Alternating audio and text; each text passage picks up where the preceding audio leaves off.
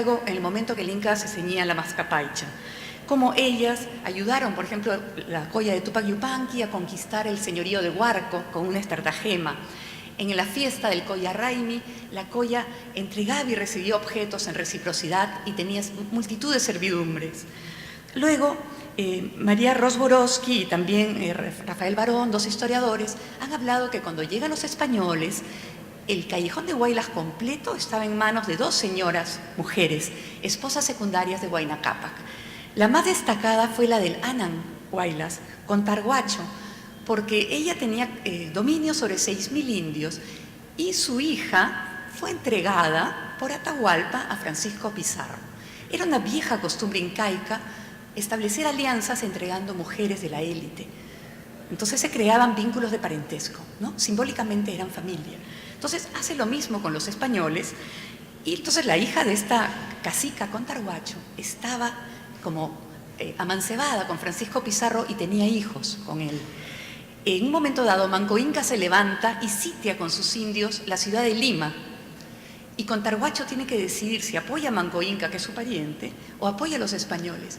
Y ella apoya, manda a muchísimos indios a levantar el cerco de Lima y a defender a los españoles, ayudando así a su hija. Entonces vemos un ejercicio tardío de poder político de las mujeres. Las mujeres también fueron sacrificadas a los dioses. El caso más conocido, el de la Juanita de Ampato. Pero en el museo, en ese santuario que hay en Arequipa, en altura, hay como 7, 8 momias más de mujeres que fueron sacrificadas durante la Capacocha, que era la única fiesta donde se permitían sacrificios humanos, para que no hubiera sequía, para que no, en fin, no hubieran cataclismos, el volcán no entrara en erupción, etc. Entonces, mujeres ocupando roles que, por cierto, no los envidiamos, pero que fueron simbólicamente importantes, de relieve para su sociedad. El sacerdocio femenino llega, se prolonga en el tiempo. Los cronistas como Pedro Pizarro hablan de la sacerdotisa Azarpay, de un ídolo femenino que se lanza al abismo para no ser atrapada. Y en pleno siglo XVII, cuando se hace el proceso de extirpación de idolatrías, 100 años después de la presencia española en el Perú, se constata que seguía habiendo religión previa, cultos nativos. Y entonces en la zona de Huarochirí hay las varias campañas de extirpación. Y allí se encuentra el padre José de Acosta, informa cómo habían varias sacerdotisas que tenían muchísima fuerza y adoraban al dios Pariacaca y a distintos ídolos femeninos. Entonces, fue producto de mucho esfuerzo de los españoles que el sacerdocio femenino se transformó en hechicería, siendo perseguido en el caso urbano por la Inquisición y en el caso andino por el Tribunal de Extirpación de las Idolatrías. Es decir, pasaron a la clandestinidad y con el tiempo de alguna manera se fue extinguiendo, pero esto tardó. Durante la conquista hay un primer cambio en los patrones de relaciones entre los sexos. Han vencido europeos, varones, y la población vencida y las mujeres de esta población entran en una situación de subordinación. Además, en España regía las leyes de Castilla, por las cuales la mujer estaba bajo la tutela del hombre. Entonces, es un cambio grande. La mujer ya no va a poder tener ejercicio político ni ejercicio religioso. Es una pérdida histórica. Y entonces, era una sociedad patriarcal que ponía a la mujer por detrás, siempre tutelada.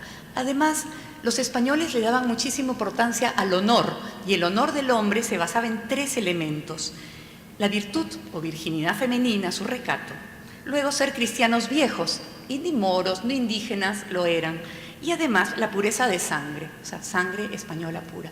Esto no se cumplía ni siquiera para las hijas de Atahualpa, de los incas. Entonces, los españoles las reciben como alianza, pero no se casan por ello, con ellas. Generalmente fueron amancebados. La corona protestaba y decía: ustedes tienen que formar hogares españoles, vamos a mandar jóvenes españolas. Pero en el interín, los españoles tuvieron muchísimos niños mestizos que luego fueron arrancados de los brazos de sus madres para ser educados en la cultura española.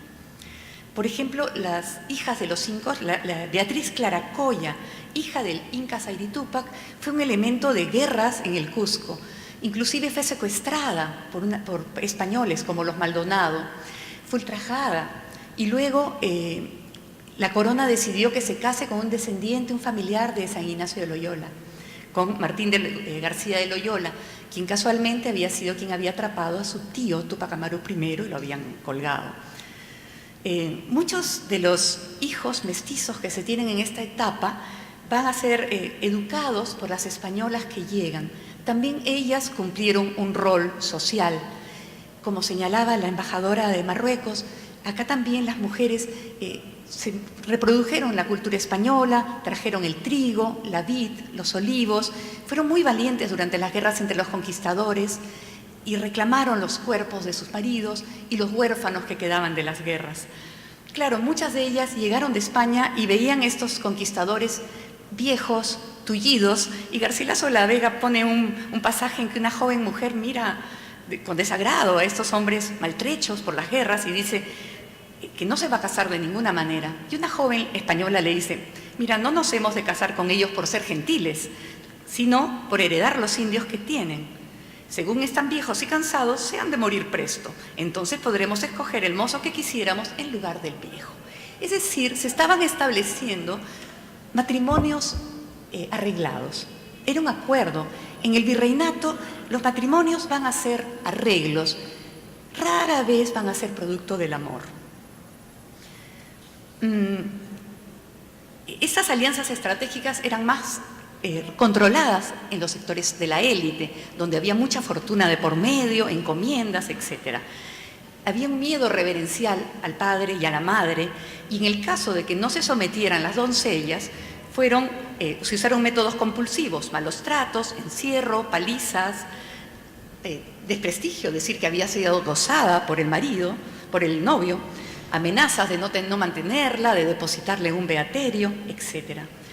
Algunos padres, muy pocos, apoyaron las decisiones de sus hijas de escoger esposo o de retirarse cuando habían sido casadas muy niñas con hombres muy viejos. Bueno, generalmente fueron alianzas endogámicas. En el caso de las mujeres esclavas, su honra no tenía valor, entonces lo que sí se valoró en ellas fue su trabajo como amas de leche, su trabajo en las casas, hubo lazos afectivos, sus trabajos como ambulantes, en fin. Pero muchas veces el amo las tomó y tuvo hijos con ellas. Y si bien no tenían derechos legales para protestar, sí tenían derecho a queja. Y entonces se quejaron a las autoridades y exigieron ser vendidas, o incluso ellas habían ahorrado a veces por sus trabajos y compraron su libertad. Un elemento muy importante en la sociedad virreinal y que habla del poco valor que tenía la mujer fue la dote. La dote estuvo extendida en casi toda la sociedad y decía que los padres tenían que dar al novio porque se case su hija. Esto le daba oportunidades en el mercado matrimonial y era de paso también una manera de darle un adelanto de herencia. Hubo dotes falsas, dotes exageradas, con las cuales el padre quería ganar prestigio y que luego el yerno se las devolvía. Pero esto aseguró un poco su oportunidad y su nivel de vida. Un elemento que se ha hablado bastante en las intervenciones anteriores y que hay muchas fuentes sobre ellas en el virreinato es la violencia conyugal. La violencia era parte de la sociedad. Era una época en que la sociedad era violenta en sí. La justicia no era proporcional a un delito, un castigo proporcional, era ejemplarizadora, torturas, mutilaciones, descuartizamientos. Y una lógica de género atravesaba la sociedad. Tanto los casados como los amancebados, se dio que el marido con frecuencia le pegó a la mujer. No es que fuera normal, pero era socialmente aceptado. Solo se impedía cuando había sevicia, ¿no? Crueldad extrema. En ese caso se podía pedir el divorcio eclesiástico. Los motivos eran desde desavenencias, sospechas de adulterio, alcoholismo del marido, a razones nimias. Por ejemplo, les leo, Josefa de Cárdenas, 1652, la golpeaba a su esposo, cito, solo por venir mohíno de la plaza o de sus negocios o de jugar y perder. En 1661, una mujer con 8 días de casada, Ana de Villegas, dijo que su esposo, que era cirujano del Callao, cito, sin más motivo que no haberme levantado, quitarle la capa cuando entró en la casa, me cogió, ató al pie de la cuja y dio muchos azotes con un talalí y muchas patadas en las espaldas. Era una sociedad posiblemente más violenta que la española. ¿Por qué? Porque era una sociedad especialmente jerárquica, porque había servidumbre indígena y esclavos. Entonces, muchas mujeres blancas dirán, mi esposo me azotó como si fuera su esclava. Esta dureza del trato esclavista tiñe las relaciones conyugales. Nadie intervenía. Se consideraba que el hombre tenía derecho divino a enderezar a la mujer por la fuerza. Y muchas veces el hombre, por ejemplo, en 1672, un juicio de divorcio eclesiástico, el marido dice a la esposa, tú eres mi esclava, te he comprado al casarte conmigo. Entonces, estas concepciones, esta lucha que se tiene en el presente, tiene una larga data. Las mujeres que no se casaban podían entrar al convento y de esa manera sustraerse a la tutela masculina, fortalecer su identidad y, en caso de tener recursos, una gran dote, ejercer cierto poder. Lima, en el 1700, tenía 13 monasterios y 6 beaterios. Tenían un quinto del espacio físico de la ciudad y el 18% de las españolas vivía en conventos, agregándole a ello el doble de cantidad de criadas. No todas entraban por vocación, sino por tener este espacio o porque no se habían casado. Era un espacio interesante porque había posibilidad de educarse. También habían niñas a quienes educar, jóvenes que pasaron su vida educándose en los conventos para salir con su virtud protegida a casarse. Quiero señalar que los conventos fueron una especie de bolsón de independencia. Ellas no solamente era un ambiente bastante relajado, con joyas, criadas, pero también pasaban cosas culturales, representaciones teatrales, corridas de toro, las mujeres se trasvestían y se disfrazaban las monjas como hombres para representaciones teatrales. Los arzobispos se desesperaban y daban ordenanzas para que esto no pase. En 1631, el arzobispo es informado que las monjas de la Encarnación quieren celebrar una fiesta y manda un bando e dice que ellas van a romper su voto de silencio, que van a faltar a la asistencia a los oficios, y cuando les leen el auto, la ordenanza, las monjas se levantan, dan la espalda y se van, diciendo no queremos oír, no queremos oír. Entonces había una desafiante actitud, ¿no? Era un sector dinámico de la economía que prestaba dinero incluso al virrey, a los comerciantes, tanto en Lima como en Cusco. Luego quisiera señalar muy brevemente que hubo también un grupo de mujeres alumbradas que fueron castigadas por la Inquisición, pero que escribieron diarios, una de 7.500 páginas, Ángela Carranza, y se les castigó privándoles de la pluma y el papel. Bueno, también hubo hechiceras, que ya he señalado que fueron muy vigiladas, y que lo que trataron de hacer, tuvieron una función social, y es darle a mujeres a quienes los maridos les pegaban o no las mantenían, una oportunidad con sus hechizos y sus brebajes. Por ejemplo, una que tenía un esposo que parece que no la complacía, le dijo que le iba a dar un remedio para encenderlo y que dé tantas vueltas en el lecho como vigas tiene el techo. Entonces quiere decir que estaban de alguna manera equilibrando un poco esta balanza tan desigual.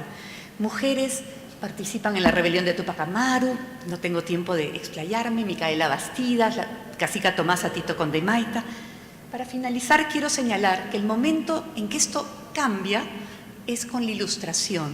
Cuando llega también al Perú, a la prensa ilustrada, a la conciencia de los hombres cultos y mujeres cultas peruanos, el pensamiento científico de la Ilustración que pone por delante dos cosas: educar a la mujer para que sea buena madre y para que forme la esfera privada. A su favor, la mujer consiguió que se le iba a dar educación, en contra que se la iba a meter dentro de la casa por buen tiempo.